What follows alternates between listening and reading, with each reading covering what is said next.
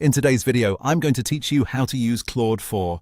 Once you've logged into your account, you'll arrive at the main dashboard. This is your starting point, and it's where you can access your conversations and begin a new one.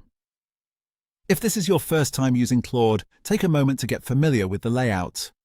The interface is designed to be simple, so most of what you need is easy to find.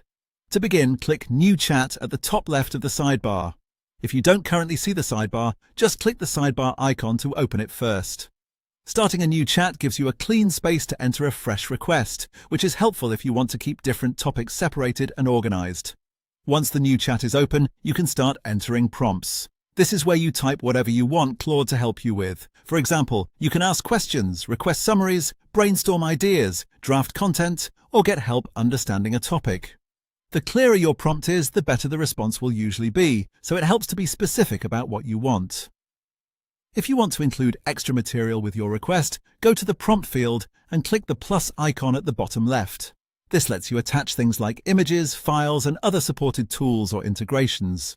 This can be especially useful if you want Claude to analyze a document, look at an image, or work with content you already have prepared. When attaching something, make sure it's relevant to your prompt, so the response stays focused and useful.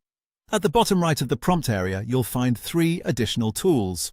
One option allows you to choose the Claude model you want to use. This can be helpful if you have access to multiple model options and want to select the one that best fits your task. Next, there's the microphone icon, which lets you convert your speech into text. This is useful if you want to speak your prompt instead of typing it. You may also see an audio wave icon which takes you into voice mode. In voice mode, you can interact with Claude more naturally through spoken conversation, similar to talking on the phone.